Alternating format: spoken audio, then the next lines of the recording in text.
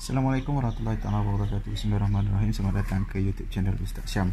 Okey, hari ini saya nak tunjukkan kepada anda semua macam mana ubat batuk yang saya buat menggunakan bahan-bahan daripada pokok, bukan bahan, pokok, bunga.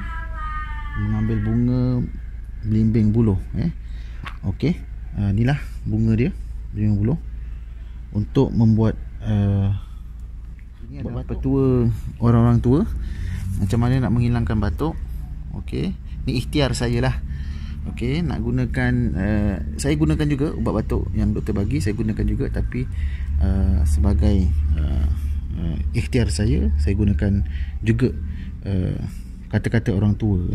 Ni tengok, kalau boleh ambil bunga yang dia kembang, sebab dia memang kalau dia kuncup macam ni, dia dah nak jadi buah.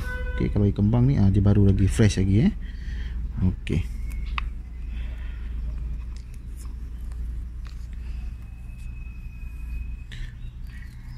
okey, bunga belimbing buluh, nampak ni?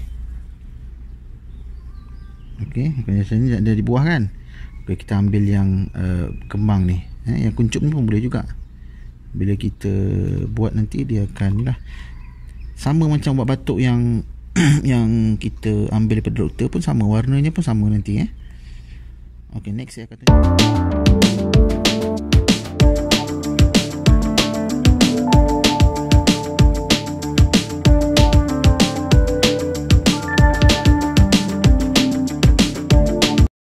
Okey, ni saya basuh. Okey, pastikan bersih lah sebelum kita kita nak buat. Okey, kita basuh. Jangan rendam terlalu lama, takut khasiat dia akan hilang. Okey, saya buang air dia.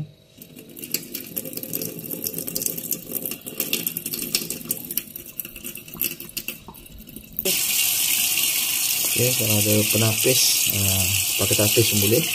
Kalau pakai tapis pun tak apa, pakai tangan macam ni pun boleh, sama je.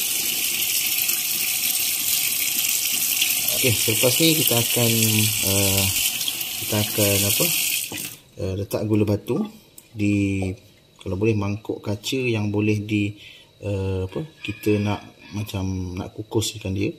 Okey, kita nak kukuskan dia macam pastikan pinggan yang kaca tu tak pecah lah, pinggan yang tahan panas. Okey, jom.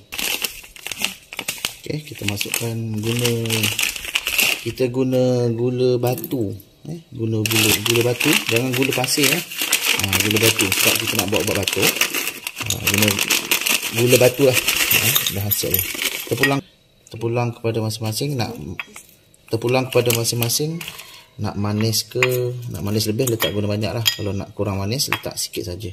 Okey, dan yang ni saya akan campurkan dengan air panas.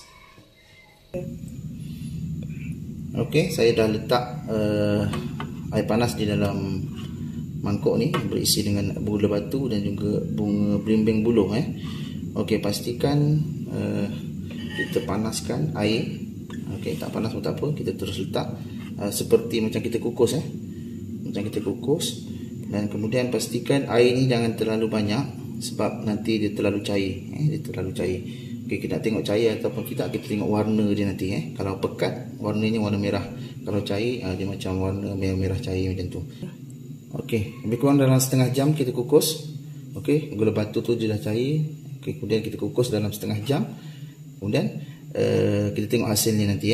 Okey, Assalamualaikum.